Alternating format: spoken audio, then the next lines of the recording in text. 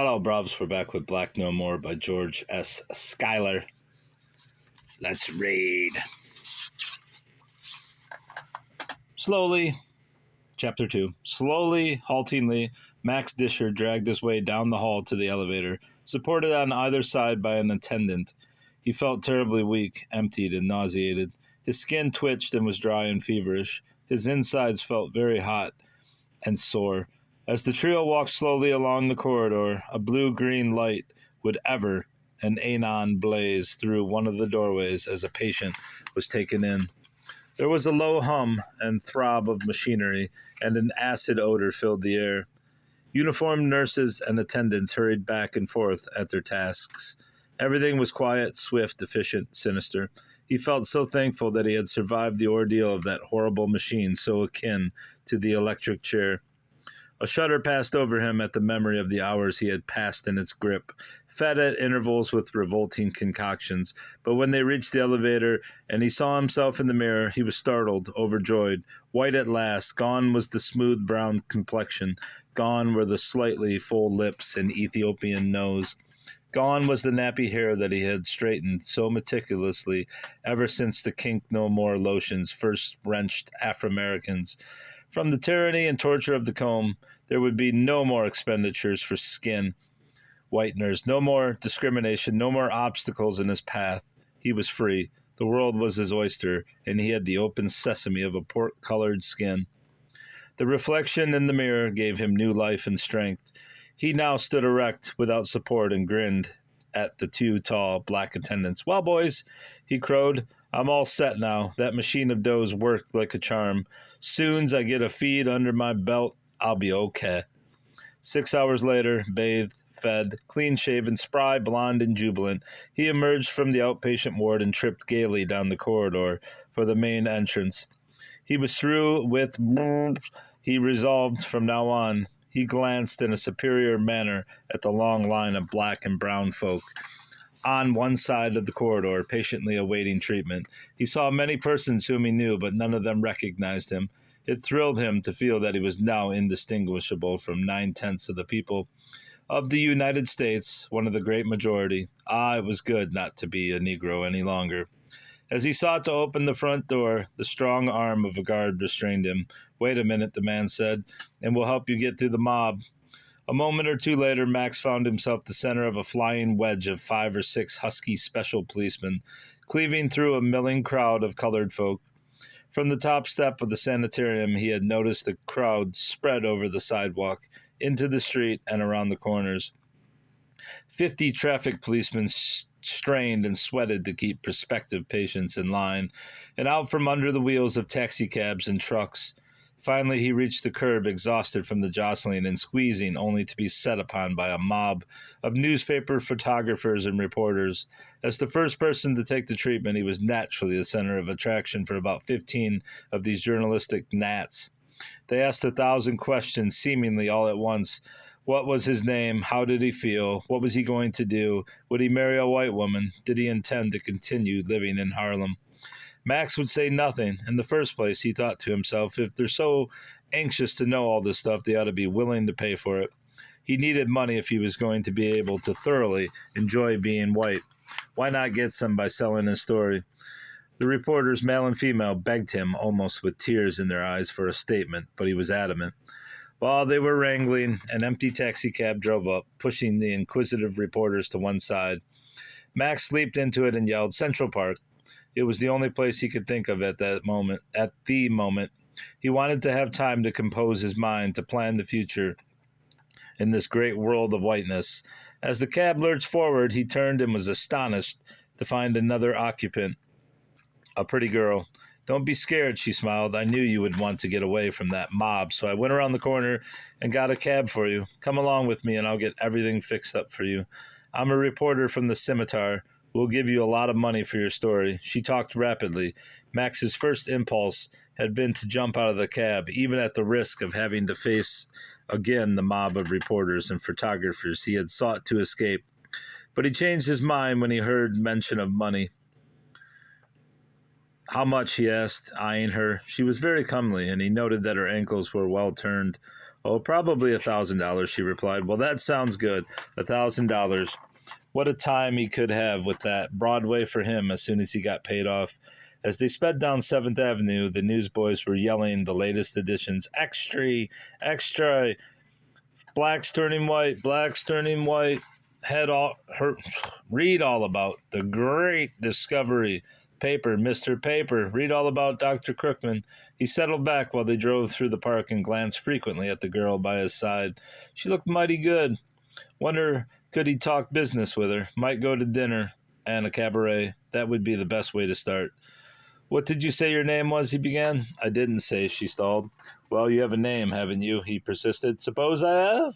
You're not scared to tell it, are you? Why do you want to know my name? Well, there's nothing wrong about wanting to know a pretty girl's name, is there? Well, my name's Smith, Sybil Smith. Now, are you satisfied? Not yet. I want to know something more. How would you like to go to dinner with me tonight? I don't know, and I won't know until I've had the experience, she smiled coquettishly. Going out with him, she figured, would make the basis of a rattling good story for tomorrow's paper. Negro's first night as a Caucasian. Fine. Say, you're a regular fellow, he said, beaming upon her. I'll get a great kick out of going to dinner with you because you'll be the only one in the place that'll know I'm a Negro. Down at the office of the scimitar, it didn't take Max long to come to an agreement. Tell his story to a stenographer and get a sheaf of crisp new bills. As he left the building a couple of hours later with Miss Smith on his arm, the newsboys were already crying the extra edition, carrying the first installment of his strange tale. A huge photograph of him occupied the entire front page of the tabloid. Lucky for him that he'd given his name as William Small, he thought. He was annoyed and a little angered. What did they want to put his picture all over the front of the paper for? Now everybody would know who he was. He had undergone the torture of Doc Crookman's devilish machine in order to escape the conspicuousness of a dark skin, and now he was being made conspicuous because he had once had a dark skin. Could one never escape the plagued race problem?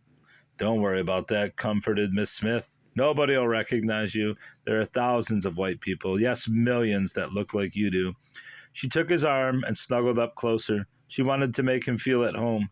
It wasn't often a poor, struggling newspaper woman got a chap with a big bankroll to take her out for the evening. Moreover, the description she would write of the experience might win her a promotion.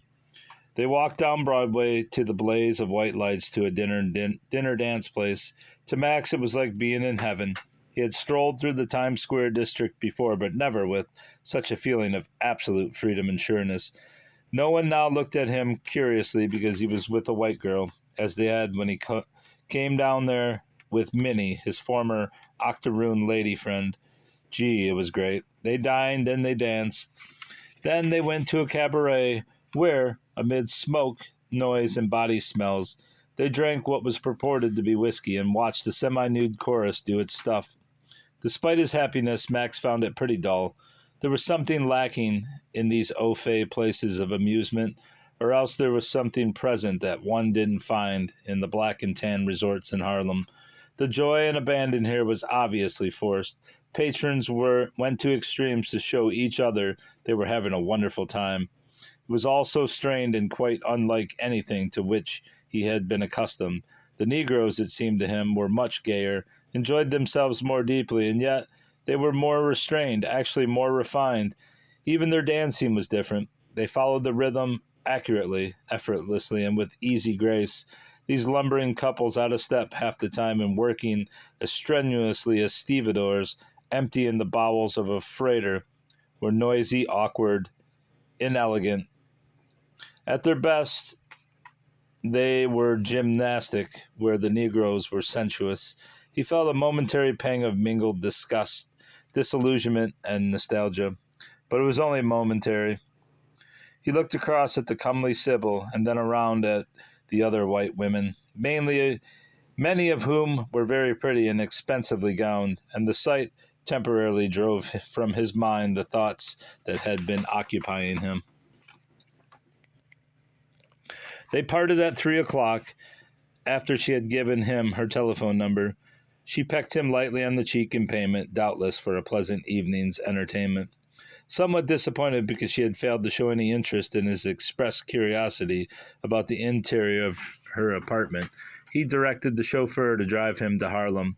After all, he argued to himself in defense of his action, he had to get his things. As the cab turned out of Central Park at 110th Street, he felt, curiously enough, a feeling of peace.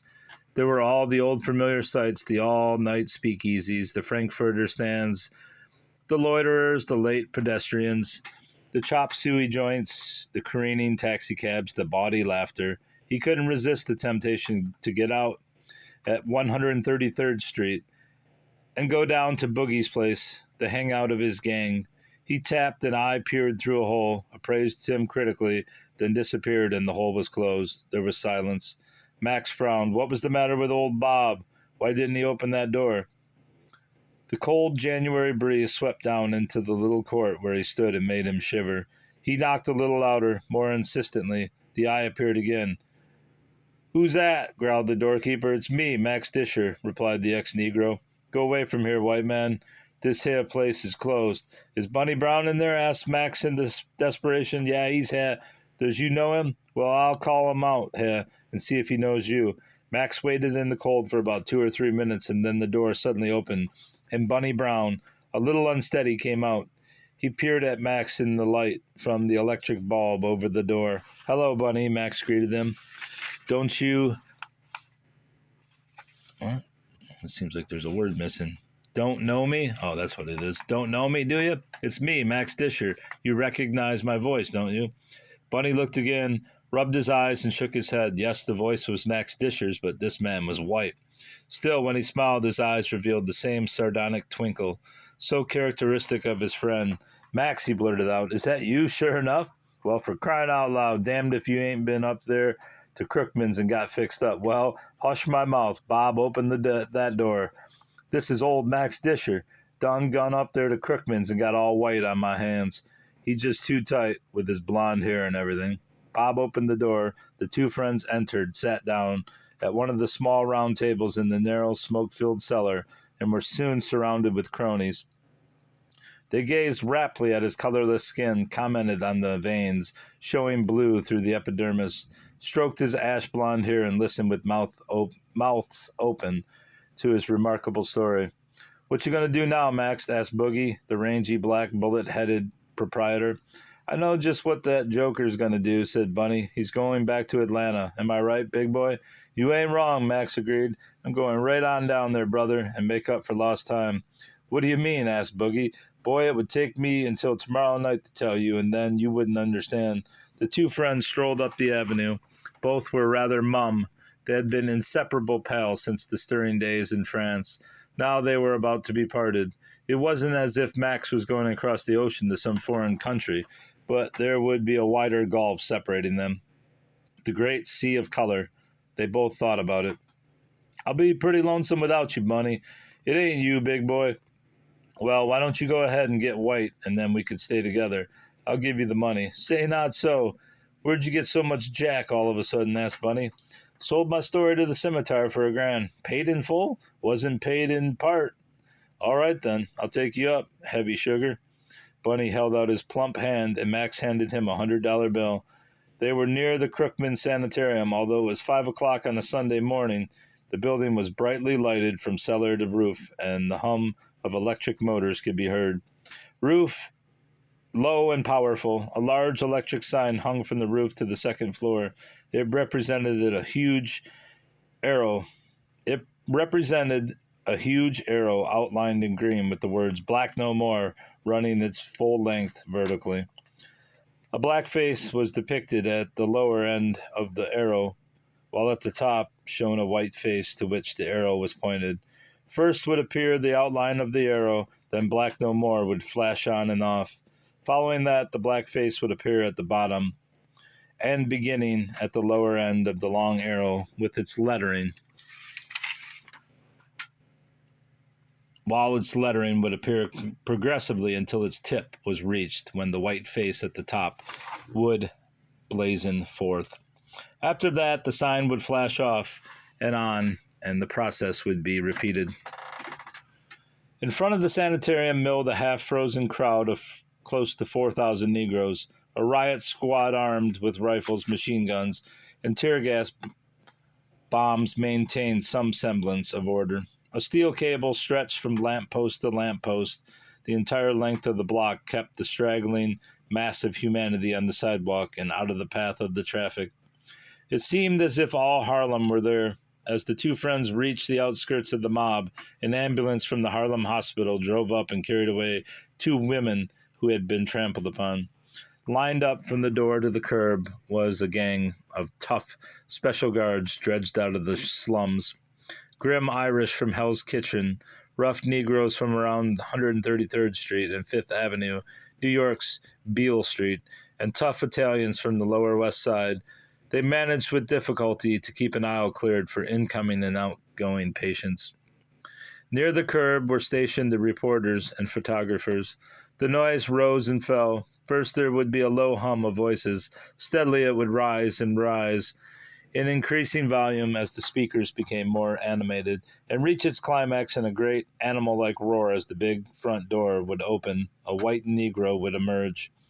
Then the mass would surge forward to peer at and question the ersatz Nordic. Sometimes the ex-Ethiopian would quail before the mob and jump back into the building. Then the hard-boiled guards would form a flying squad and hustle him to a waiting taxicab.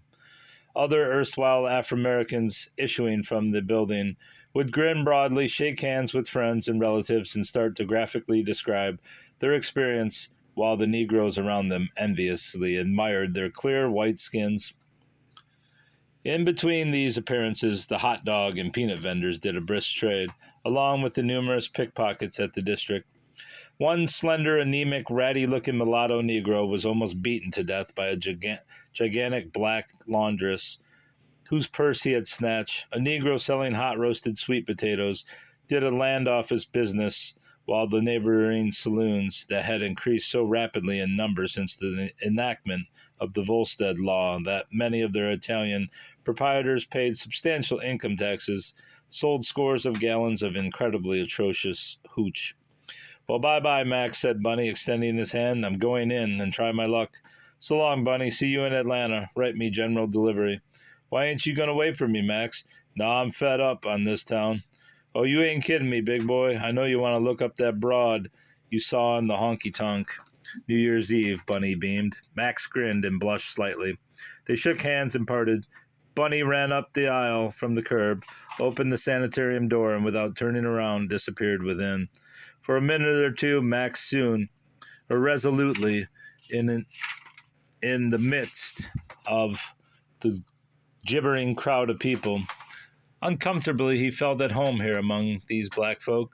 Their jests, scraps of conversation, and lusty laughter all seemed like heavenly music. Momentarily, he felt a disposition to stay among them, to share again their troubles, which they seemed always to bear with a lightness that was yet not indifference. But then he suddenly realized with just a tiny trace of remorse that the past was forever gone. He must seek other pastures, other pursuits, other playmates, other loves. He was white now. Even if he wished to stay among his folk, they would be either jealous or suspicious of him, as they were of most octoroons and nearly all whites. There was no other alternative than to seek his future among the Caucasians, whom he now rightfully belonged. And after all, he thought, it was a glorious new adventure. His eyes twinkled and his pulse quickened as he thought of it.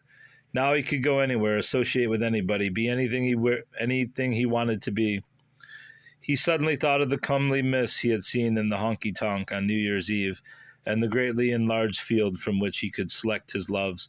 Yes, indeed, there were advantages in being white.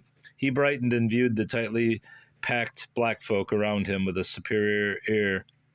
Then, thinking again of his clothes at Mrs. Blandish's, the money in his pocket, and the prospect for the first time of riding into Atlanta in a Pullman car, and not as a Pullman porter, he turned and pushed his way through the throng. He ended up west 139th Street to his rooming place, stepping lightly and sniffing the early morning air. How good it was to be free, white, and to possess a bankroll. He fumbled in his pocket for his little mirror and looked at himself again and again from several angles. He stroked his pale blonde hair and secretly congratulated himself that he would no longer need to straighten it, nor be afraid to wet it. He gazed raptly at his smooth white hands with the blue veins showing through. What a miracle Dr. Crookman had wrought. As he entered the hallway, the mountainous form of his landlady loomed up. She jumped back as she saw his face. "What you doing in here?" she almost shouted. "Where'd you get a key to this house?" "It's me, Max Disher," he assured her, with a grin at her astonishment. "Don't know me, do you?" She gazed incredulously into his face. "Is that you, sure enough, Max? How in the devil did you get so white?" He explained and showed her a copy of the scimitar containing his story. She switched on the hall light and read it. Contrasting emotions played over her face, for Miss Blandish was known in the business world as Madame Ciceretta Blandish, the beauty specialist who owned the swellest hair straightening parlor in Harlem.